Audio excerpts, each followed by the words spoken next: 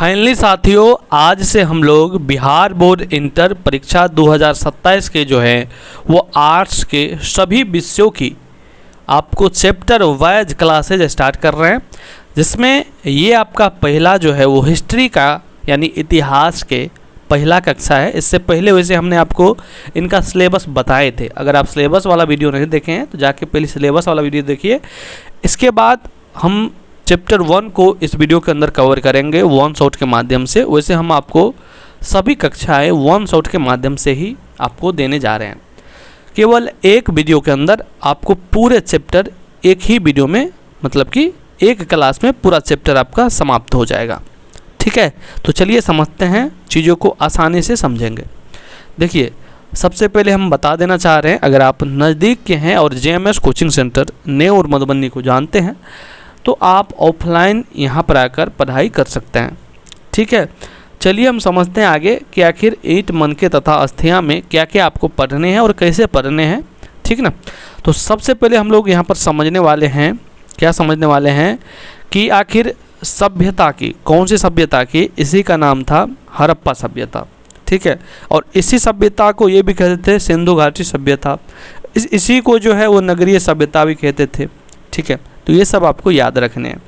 तो सबसे पहले जानते हैं आखिर इनका जो है वो नामकरण, यानी कि इनका नाम कैसे पड़ा, ये कौन सी, तो हड़प्पा सभ्यता।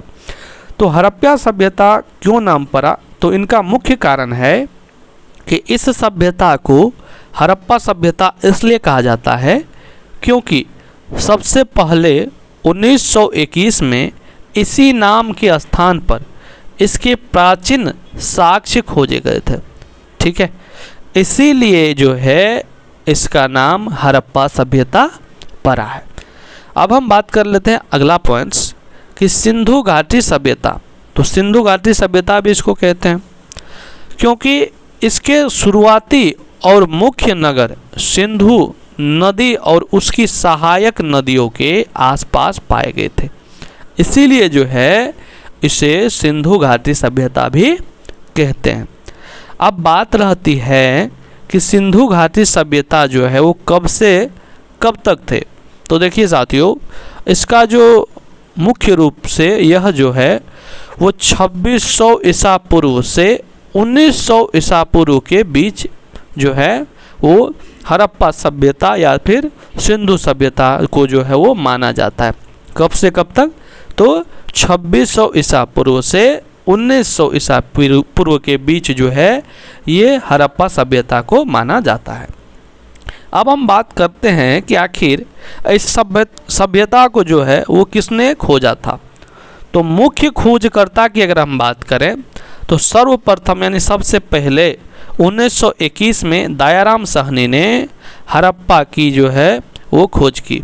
ठीक ना, फिर 1922 में जो है वो राखाल दास बनर्जी ने जो है वो मोहनजोदड़ो नामक स्थान की खोज की थी।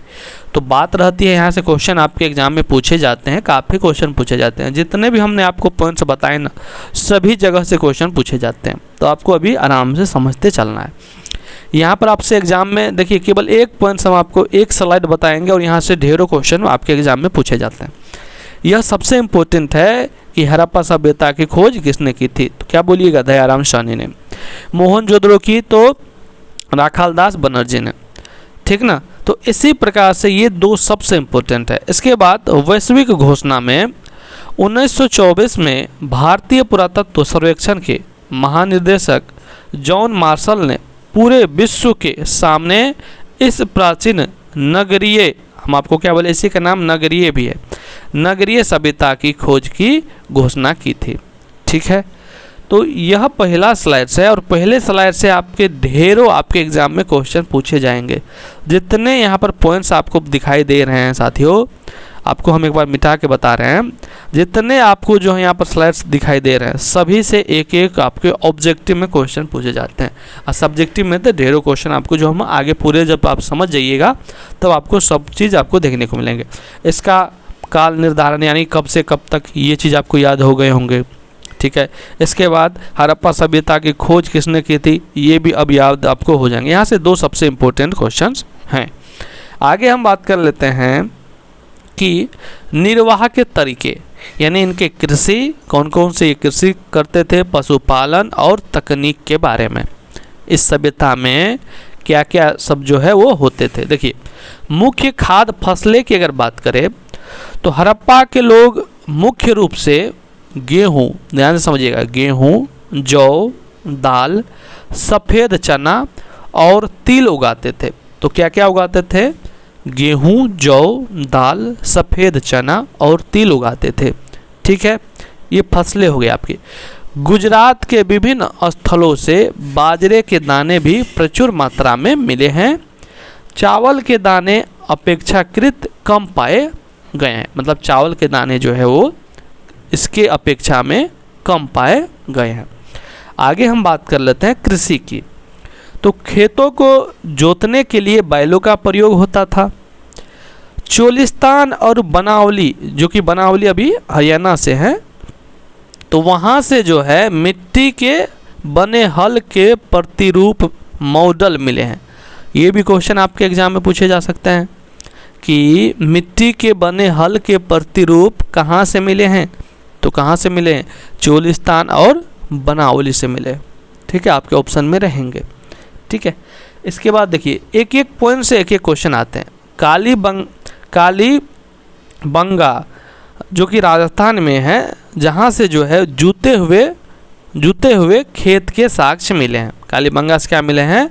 तो जूते हुए खेत के साक्ष्य मिले हैं। तो ये भी क्वेश्चन आपके एग्जाम में मिलेंगे कि जूते हुए खेत के साक्ष्य कहाँ से मिले हैं। ठीक है, आगे हम बात कर लेते हैं कि सिंचाई के प्रमुख साधन। तो अफगानिस्तान के सोर्तुघई में नामक स्थल से प्राचीन नहरों के अवशेष मिले हैं।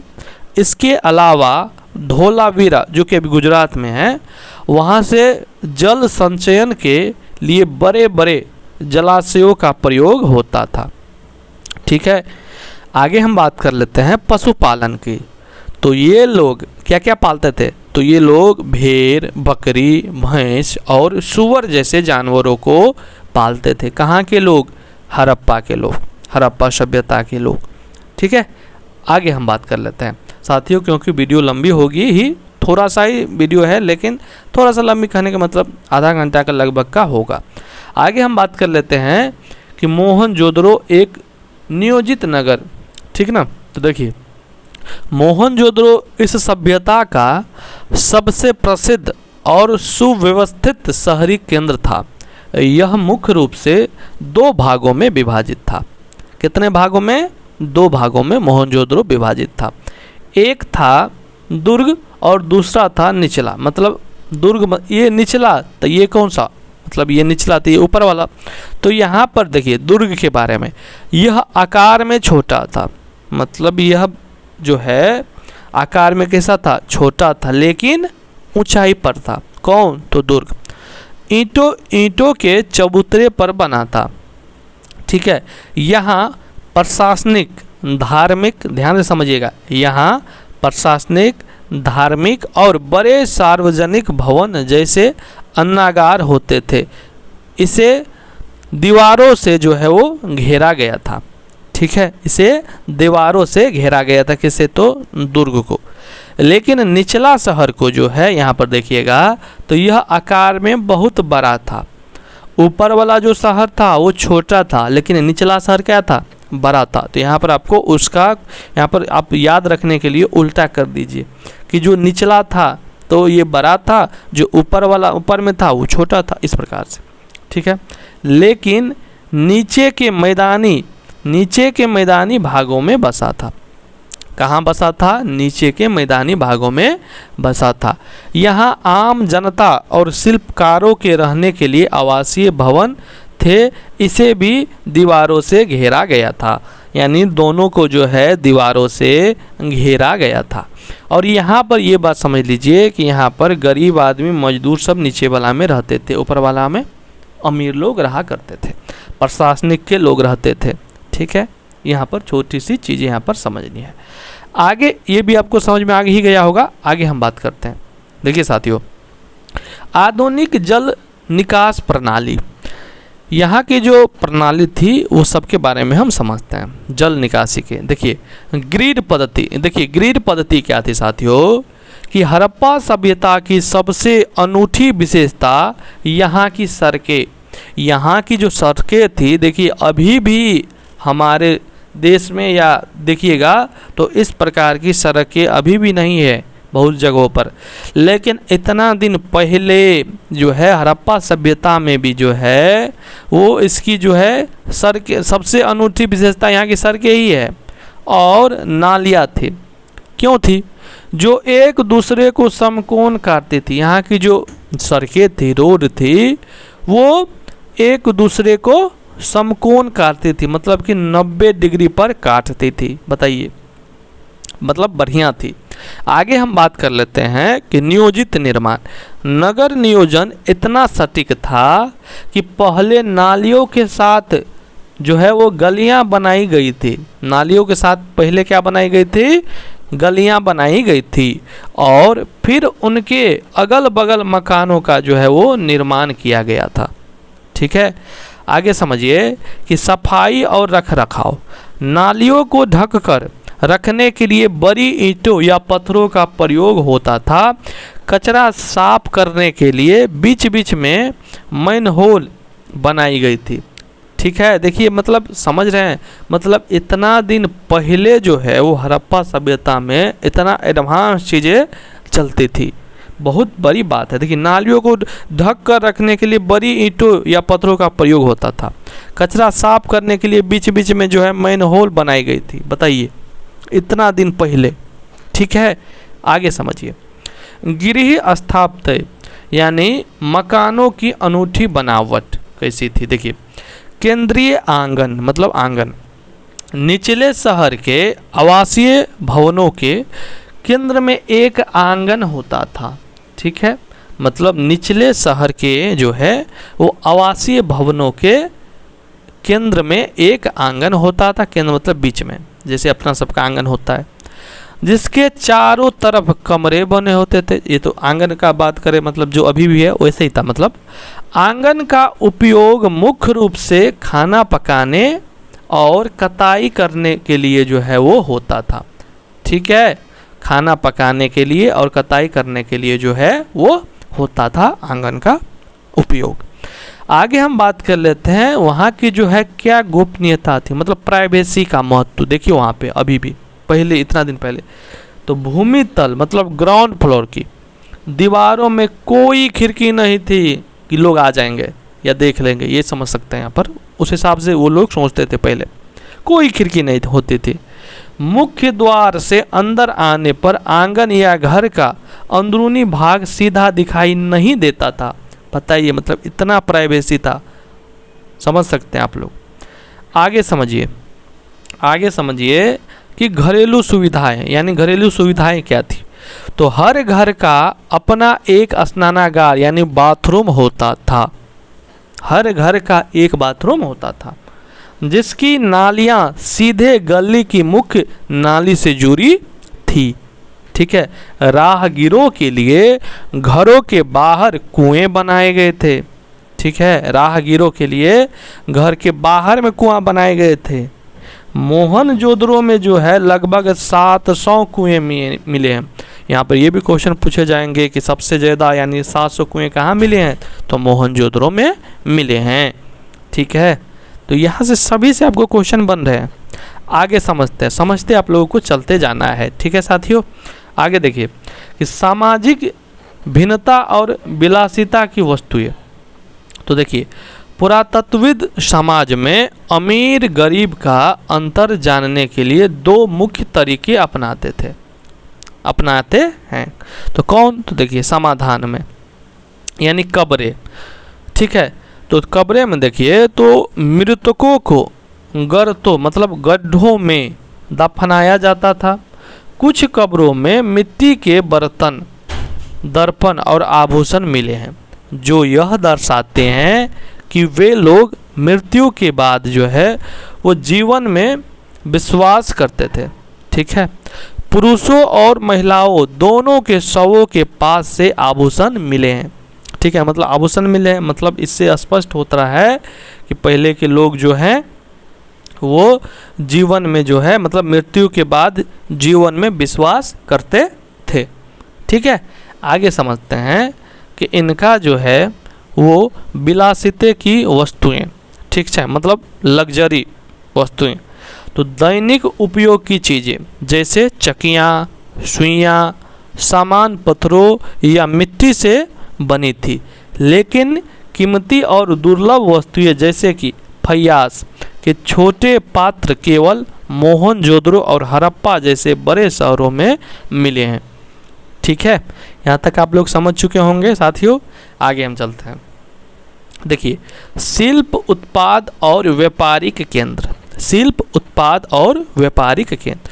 तो देखिए, चनहुंद्रो जो कि शिल्प का केंद्र था, यह जो है वो मोहनजोदड़ो की तुलना में एक बहुत छोटी बस्ती थी जो पूरी तरह से शिल्प उत्पाद जो है वो करती थी, मतलब शिल्प उत्पादन में ही लगी थी।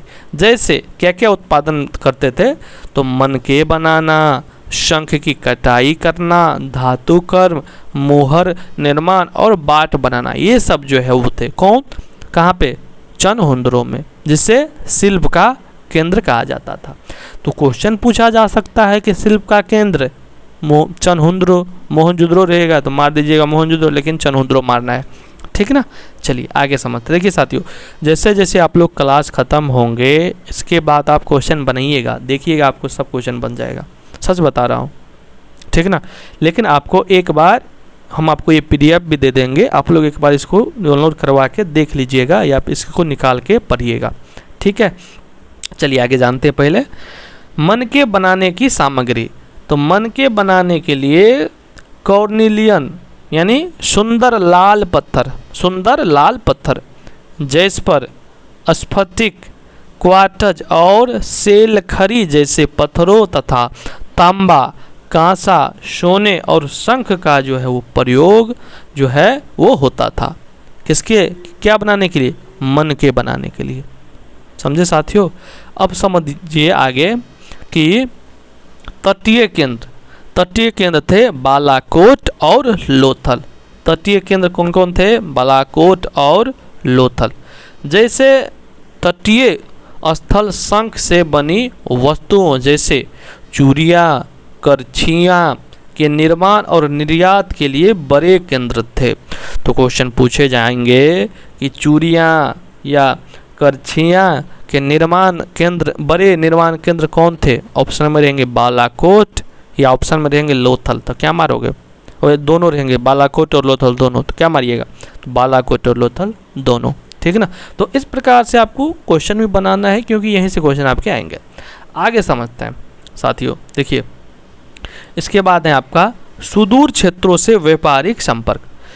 हड़प्पावासी जो है वो कच्चे माल की प्राप्ति के लिए भारत और विदेशों के जो है वो सुदूर क्षेत्रों से संपर्क रखते थे। आगे समझेंगे कि जैसे कि तांबा यानी कि कॉपर राजस्थान के खेतरी अंचल से और विदेशों में ओमान मतलब अरब देश से मंगाया जाता था। ठीक है, खेतरी से मिले साक्ष्यों को पुरातत्वविदों ने जो है वो गणेश्वर जोधपुरा संस्कृति का नाम दिया है। ठीक है, अब समझेंगे आगे लजवर्द मणि, जिसको जो है वो कीमती नीला पत्थर भी कहा जाता था।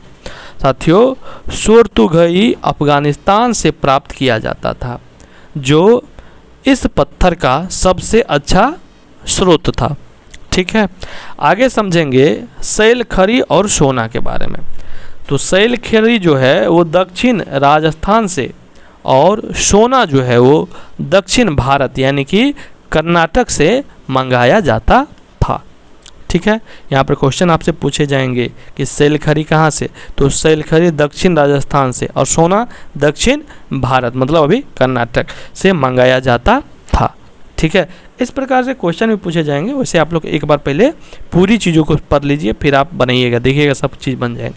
आगे समझेंगे कि मेलुहा, मेलुहा के बारे में। देखिए मेलुहा तो मेसोपोटामिया के जो है वो प्राचीन लेखों में हड़प्पा क्षेत्र को मेलुहा नाम से जो है वो पुकारा गया है, जिसे नाविकों का देश जो है वो कहा जाता था।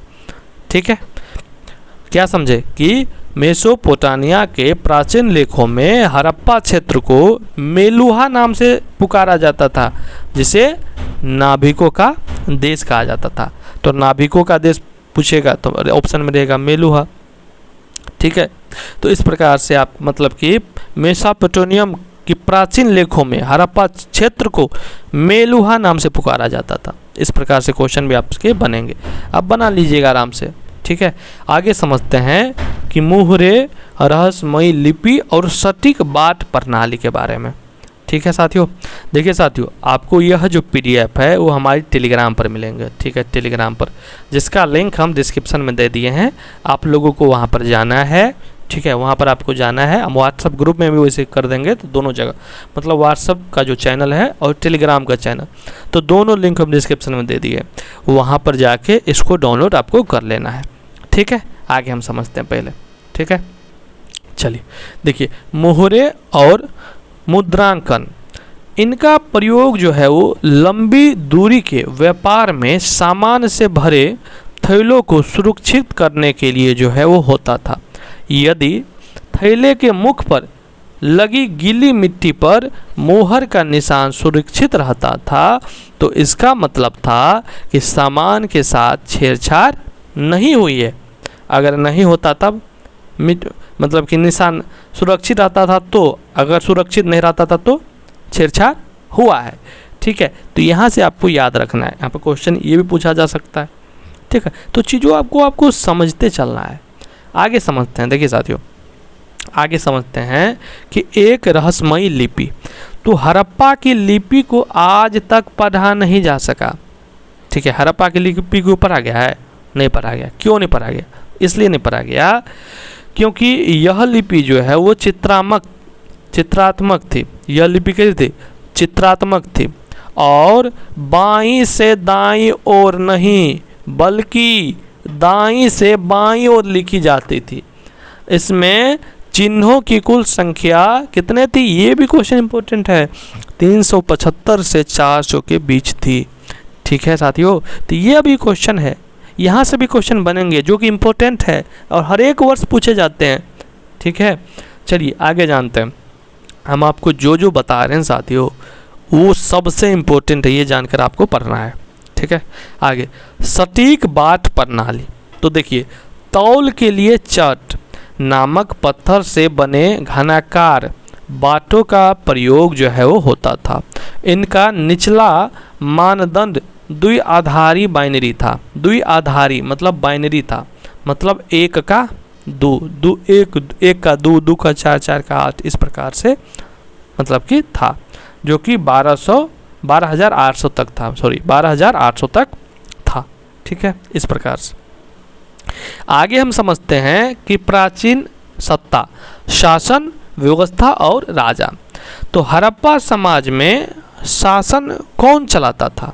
इस पर इतिहासकारों के अलग अलग मत हैं।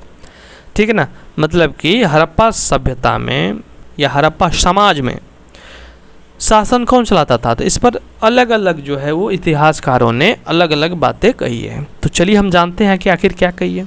देखिए, प्रथम मत मतलब कि कुछ पुरातत्वविदों का मानना है कि हड़प्पा समाज में कोई राजा नहीं था और सभी की सामाजिक स्थिति पूरी तरह से बराबर थी। ठीक है, पहला मत हुआ। दूसरा मत यह है कि कुछ का मानना है कि यहाँ कोई एक राजा नहीं बल्कि कई शासक थे, जैसे मोहनजोदड़ो का अलग राजा और हड़प्पा का अलग था। ठीक है, तृतीय मतलब तीसरा, जो कि सबसे ठोस मत है कि पूरी सभ्यता में ईंटों के अनुपात में समानता, नियोजित बस्तियां, नालियों का समान पैटर्न और कच्चे माल की व्यवस्था बिना किसी एक केंद्रीय शक्तिशाली सत्ता के संभव नहीं था। ठीक है, मतलब पूरी सभ्यता में ईंटों के अनुपात में समानता, नियोजित बस्तियां, नालियां का समान पैटर्न और कच्चे माल की व्यवस्था, ये हो सकता है बिना राजा के, मतलब बिना सत्ता के, मतलब कि एक केंद्रीय शक्तिशाली सत्ता के संभव ही नहीं है। ठीक ना, तो ये भी है बात। ठीक ना, आगे समझिए। पुरोहित राजा, तो मोहनजोदड़ो से पत्थर की एक मूर्ति मिली है। मोहनजोदड़ो से पत्थर की एक मूर्ति मिली है जिसे इतिहासकारों ने पुरोहित राजा की उपाधि दी है। ठीक है, और यहाँ पर इस मूर्ति को जो है, जो पत्थर मूर्ति मिली थी, उसको मातृदेवी कहा जाता था। ठीक है, मातृदेवी, ये भी आप याद रखिएगा, मातृदेवी। ठीक है, हमने आपको बता दिया, छोटी सी बात थी। चलिए आगे जानते हैं साथियों। जो हम बता रहे हैं वो सबसे इम्पोर्टेंट है, और जो चीज़ मान लीजिए हम नहीं भी बताएंगे ना, वो आपको जब आपका सब्जेक्टिव और ऑब्जेक्टिव की कक्षाएं होगी तो उससे बाहर क्वेश्चन नहीं जाएगा। ठीक है, अभी हम आपको मोटा मोटी चीज़ों को बता दिए कि यहाँ से लेकर पूरी चैप्टर को। ठीक है, लेकिन जब आप पढ़िएगा चीज़ों को तो आपको एग्ज़ाम जब देकर आइएगा और समझिएगा तो आपको लगेगा कि इससे बाहर एग्जाम में क्वेश्चन आता ही नहीं है। जब हम आपको ऑब्जेक्टिव और सब्जेक्टिव पूरे पढ़ा देंगे तो वहाँ से आपको बहुत सारा जो है चीज़ों को हम वहाँ पर बता देंगे। ठीक है ना, आगे हम समझते हैं भव्य सभ्यता का अंत, मतलब इस सभ्यता का पतन के क्या कारण थे। तो देखिए साथियों, लगभग 1900 ईसा पूर्व तक आते आते चिलोस्तान जैसे विकसित क्षेत्रों से बस्तियां उजड़ गई और इस महान नगरीय सभ्यता का पतन हो गया। इसके अंत के मुख्य कारण जो है वो नीचे में बताई गई है, चलिए हम जानते हैं। देखिए साथियों, पहला कारण थे, वैसे ढेरों कारण है बताए जाते हैं, लेकिन क्या कारण थे जानिए। जलवायु परिवर्तन। जलवायु परिवर्तन, तो अचानक मौसम में आए बड़े बदलाव जो है इसके कारण हैं। ठीक है, कृषि ठप हो गई और यह जो है वो मानी जाती है कि इनके मतलब कि अंत का कारण है। अगला जो है वो है वनों की अत्यधिक कटाई, मतलब वन जो है वो ज़्यादा कटने लगे, ये भी इनके कारण थे। तो ईंटें पकाने और निर्माण कार्यों के लिए जंगलों का तेजी से नष्ट होना भी जो है वो इनका अंत का कारण था। अगला बताया जा रहा है भीषण बाढ़ आना, यानी सिंधु और उसकी सहायक नदियों में बार बार आने वाली विनाशकारी बाढ़ भी जो है इनके अंत का कारण है। आगे कि नदियों का सूखना या गर्म बदलना, पानी की कमी और मार्ग बदलने के कारण जो है वो लोगों का अन्य क्षेत्रों जैसे गुजरात, हरियाणा और उत्तर प्रदेश की ओर पलायन हुआ। तो यह भी जो है वो इसके अंत का कारण बनते हैं। साथियों, इस पीडीएफ में हमने आपको इतने चीज़ बताए थे, आपको शुरुआत से चीज़ों को हमने बताया और इनके इस सभ्यता को अंत तक के बारे में, इसका अंत कैसे हुआ यहाँ तक हम आपको पूरे चीज़ों को बता चुके। साथियों, हमने उन्हीं टॉपिक को, उन्हीं बातों को बताया है जो सबसे ज़्यादा एग्जाम में भी पूछे जाते हैं और सबसे ज़्यादा इम्पोर्टेंट भी है। इसमें और भी कुछ चीज़ें आपको नहीं भी बताए हैं, वैसे इतिहास बहुत बड़ी चीज़ है। ठीक ना, बहुत बड़ी है, तो आपको जो है वो इम्पोर्टेंट पॉइंट्स ही हमने आपको बताए हैं, और जो आपके लिए इम्पोर्टेंट है या हो सकता है उसको हम आपके, अब देखिए जैसे कि हमारा यह पहला वीडियो था वन शॉट, मतलब जो लिखा हुआ है आपको, केवल इसमें हमने आपको थ्योरी बताए। इसी प्रकार से एक वीडियो हमारा आएगा जिसमें हम आपको ऑब्जेक्टिव बताएंगे। ठीक है, ऑब्जेक्टिव बताएंगे, और एक वीडियो आएगा हमारा जिसमें आपको सब्जेक्टिव बताएंगे। ठीक है, और टोटल जब सभी चैप्टर को हम कंप्लीट कर लेंगे तब एग्जाम के टाइम में आपको ऑब्जेक्टिव सब्जेक्टिव सबसे, वैसे यह जो ऑब्जेक्टिव सब्जेक्टिव आएगा बहुत इंपॉर्टेंट आएगा, इससे बाहर क्वेश्चन में एग्जाम में क्वेश्चन नहीं जाएंगे, लेकिन एग्जाम के टाइम में हम आपको प्रैक्टिस ढेरों क्वेश्चन का करवा देंगे, जहाँ से आपके एग्जाम में न तो कभी क्वेश्चन उससे ज़्यादा आया है उससे बाहर और नहीं आएगा। ठीक है, तो उम्मीद कर रहे हैं आपको पूरी क्लासेज पसंद आया होगा। कैसा लगा है ज़रूर कमेंट्स में बताइएगा, क्योंकि मात्र आधा घंटा के समय लेकर हम आपको पूरे चैप्टर को समाप्त करना इतना तो संभव आपको कोई नहीं बता सकता है, क्योंकि सभी आपको टाइम पास ही करते हैं। और हमने आपको PDF भी बता दिया कि कैसे आपको मिलेगा। आपको हमारी टेलीग्राम पर जाना है, ठीक है। टेलीग्राम पर जाने के बाद आपको मिल जाएंगे, ठीक ना। कहाँ है हमने आपको वीडियो में बताए हैं, टेलीग्राम का लिंक कहाँ है तो आप लोग देख लीजिएगा, ठीक है ना। वैसे डिस्क्रिप्शन चेक कर लिएगा, मिल ही जाएंगे आपको। कैसा लगा है वीडियो ज़रूर बताइएगा कमेंट्स में, ठीक है। और अपने सभी दोस्तों मित्रों में ज़रूर शेयर कीजिए। साथ में नज़दीक के हैं तो आप JMS कोचिंग सेंटर न्यूयॉर्क में ज़रूर आ सकते हैं। साथियों, उम्मीद कर रहे हैं यह वीडियो आपको बहुत पसंद आएंगे और आपके एग्ज़ाम के लिए काफ़ी इम्पोर्टेंट है। तो इसको आपको, अगर आप जहाँ पे समझ नहीं आ रहा है तो उनको आप पीछे करके फिर से, क्योंकि आधा घंटा का ही है, एक वीडियो को आप बार बार जब देखते हैं ना साथियों, तब आपको बहुत चीज़ याद ही हो जाता है। तो इसलिए हमने छोटा और सबसे बेहतर बनाने का काम किया। इसी प्रकार से आपको अगला कक्षा भी देखने को मिलेंगे साथियों। पहले हम आपका सभी टॉपिक को मतलब कि आपका थ्योरी कर देते हैं, फिर ऑब्जेक्टिव सब्जेक्टिव भी हम आपको करवाएंगे। धन्यवाद।